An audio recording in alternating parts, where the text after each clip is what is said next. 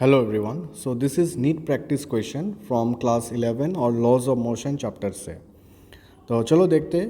2 kg brick began to slide over a surface which is inclined at an angle 45 degree. Slide word use कर दिया तो friction वगैरह है with respect to the horizontal axis.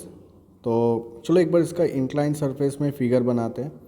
So this is your inclined surface और इधर में आपका एक ब्रिक जो ब्लॉक है.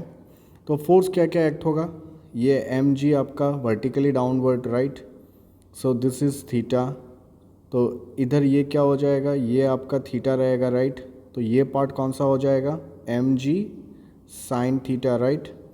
और ये हो जाएगा आपका M G cos theta and normal ऊपर में रहेगा राइट. नीचे स्लाइड हो रहा है ना, तो ब्लॉक फ्रिक्शनल फोर्स इस तरफ हो जाएगा स्मॉल लेटर एफ. ठीक है, मेरा स्मॉल लेटर एफ कुछ अजीब है इसलिए हम कैपिटल लेटर एफ ही लिख देते हैं. ठीक है, तो इस डायरेक्शन पे कोई मूव कर रहा है, नहीं मूव कर रहा है राइट. तो क्या हो जाएगा, N equals to M G cos theta right. Theta दे दिया ठीक है. और इस पार्ट में स्लाइड कर रहा है, मीन अभी तक मूव किया नहीं. ठीक है, मूव करने वाला है, मीन एक्सेलरेशन ज़ीरो है, अभी तक स्टार्ट नहीं किया मूव करना. तो frictional force should be equals to M G sine theta. ये भी आप लोग न्यूटन सेकेंड लॉ से, just like if I explain you properly तो ऐसे होता है ना, हम डायरेक्टली जाना चाहते हैं लाइक ऑल द फोर्स.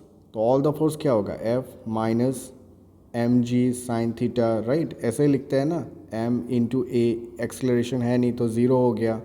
तो F minus M G sine theta equals to zero. तो F equals to M G sine theta, ऐसे होता है राइट. तो लाइक ये तो पता है ना आप लोग को, इसलिए हम डायरेक्टली लिख दिया. अभी ना हम ये जो एफ, और एक पता है ना फ्रिक्शनल फोर्स का एक फॉर्मूला होता था ना, mu is equals to like coefficient of friction is equals to F by N, ऐसे एक फॉर्मूला था ना. This F is frictional force. ठीक है, तो एफ क्या हो जाएगा, न्यू एन राइट. तो ये डाल देते इसमें, तो क्या हो जाएगा, mu N M G sine theta right. इसको हम इक्वेशन नंबर 1 देते, इसको 2 दे देते. बस डिवाइड कर दो, 1 डिवाइडेड बाई 2 कर दो. तो क्या हो जाएगा, न्यू एन हो जाएगा, ऊपर में एन हो जाएगा. ये एम, इसको ना डायरेक्टली भी कर सकते हैं, हम बता देंगे एक बार, मगर उसके लिए एक फॉर्मूला याद रखना पड़ता है. This cancel, N N cancel, so mu is equals to tan theta. आपको पता है ना coefficient the angle of repose एक प्रॉपर्टी था. अच्छा, इसको ख़त्म कर लेते हैं पहले. एंग थीटा कितना दिया है, 45 डिग्री. तो 10 45 1/√2, यही आंसर है आपका. 1/√2 शायद डिवाइड करके दिया होगा. 1/√2 कितना होता है, एक बार डिवाइड करके आप लोग देख लो. 1/√2 तो सॉरी, दिस 1/√2 क्या होगा आपका, 1 होगा ना. ये हर बारी में हम 1/√2, 10 45 तो 1 होगा राइट. तो आंसर 1 है. हम डायरेक्टली बता रहा था कि एक प्रॉपर्टी था ना, angle of repose tan theta is equals to coefficient of friction. ये आपका एनसीईआरटी बुक में भी प्रेजेंट है.